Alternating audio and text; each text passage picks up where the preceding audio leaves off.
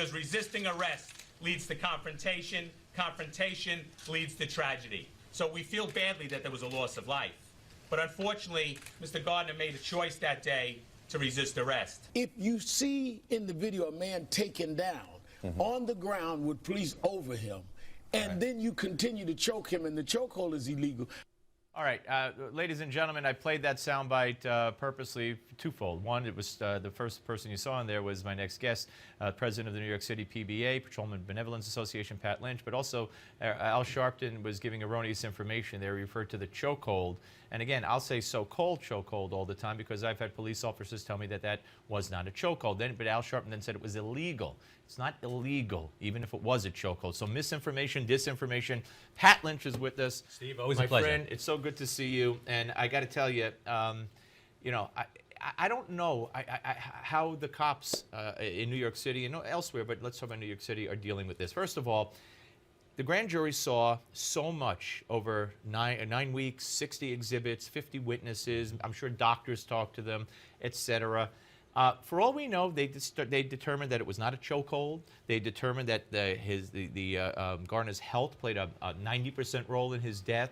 We don't know what the grand jury saw. So how could everybody be an expert in sitting in judgment on what the grand jury did? Well, that's the question. You have a whole grand jury, mixed race grand jury, mixed gender grand jury, sitting there at a table like this, looking impassionately, what they should do, at just the evidence, not the emotion of the street. Look, no one will dispute that it's a terrible tragedy when there's a loss of life. And we don't just say that. We mean that. We're police officers. We go out to preserve life.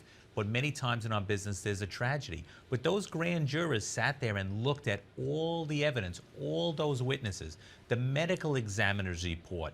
If he had died from a chokehold or choking, it would have been asphyxiation. That's not what he passed away from. There were other factors that led to his death that day. So we're now questioning the grand jury, even though they actually looked at the facts and we didn't. Right.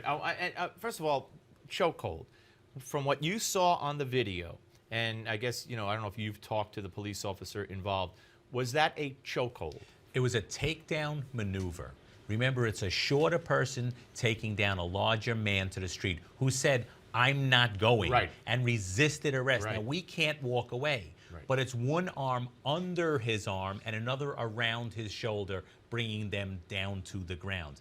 It's textbook takedown maneuver taught in the police academy. So it's not what you would refer to as a chokehold. It is absolutely not a chokehold. Okay, and even if it were a chokehold, Al Sharpton was wrong because it's, and others have been wrong. It's not illegal in New York State. It's not what the department. You might be penalized from the department. It's not procedure, but it's not illegal in New York State. It's against guidelines within the police department, not the state penal law. All right, I want you to hear cut 20. This is, I believe, going to be Eric Garner's wife. She was on Meet the Press, and she made kind of a stunning admission here. Give a listen and watch. I feel that he was murdered unjustly. I don't even feel like it's a black and white thing, honestly. You know, in my opinion, I really don't feel like it's a black and white thing. I feel like it's just something that he continued to do, and the police knew. You know, they knew. It wasn't like it was a shock. They knew. Okay, what she's referring to, I believe, because she says, I don't feel like it was a black and white thing.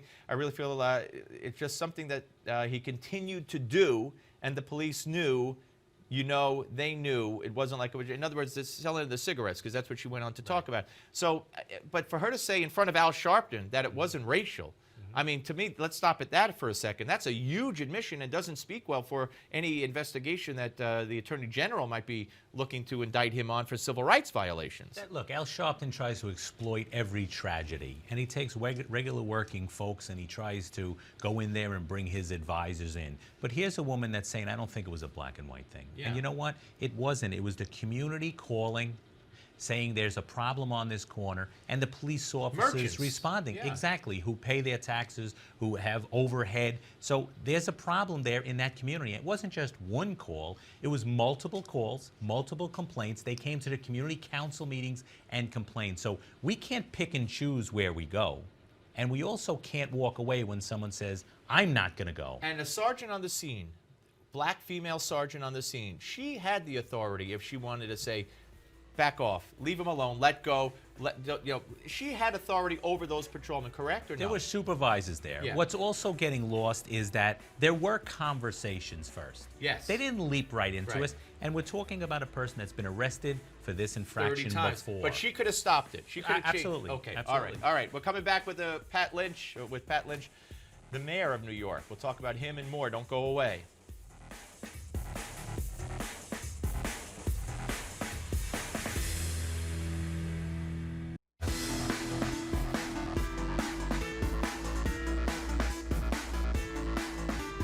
He said, I know you see this crisis through a very personal lens. And I said to him, I did.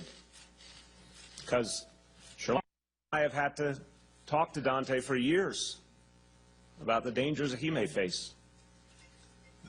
Good young man, law-abiding young man who never would think to do anything wrong, and yet, because of a history that still hangs over us, the dangers he may face, we've had to literally train him, as families have all over this city for decades, in how to take special care in any encounter he has with the police officers who are there to protect him. So I've had to worry over the years. Charlene's had to worry. Was Dante safe each night? There are so many families in this city who feel that each and every night. Is my child safe? And that's the mayor. Welcome back. Pat Lynch rejoins us, the president of the New York City Patrolmen's Benevolent Association. Pat, that's the mayor of New York City, who's guarded by police officers, whose family and son, Dante, who's black, is guarded by police officers. And he's calling the police department racist. He's afraid that his black son will be killed by his own police department. And he's saying that this has been going on for decades. I've never seen any, it's like a bad movie. What did you think when you heard that? That's the point, and it infuriated every police officer. That's the point where he threw us under the bus. When, in reality, millions of children in the city of New York each and every day go to sleep safe because of police officers. His son, my son, all of our sons and daughters come home in safety because of police officers. We should be afraid of the criminals. It's the police officer that literally stands between the criminal element and the good citizens of the city. And that's not just something you say, it's in the script, say that. It's the truth. It's happening right now outside this building. Police officers stepping in to make sure our children are protected. He should be saying you should be afraid of the criminal. Run towards the cops if you need help. Why have we not heard from the lips of this mayor, from the lips of our president, from the lips of our attorney general, three of the most powerful men in the country? Why have we not heard, don't disobey the police? Respect the police. Teach your kids, respect the police, don't disobey the police, and certainly, it goes without saying, never hit a police officer, as in the case of Ferguson. Why do you believe not one of those three can get that out of their mouth? I have no idea, but it seems like they're running a revolution rather than running the city or running the country. You need to say, you got to respect your police officers.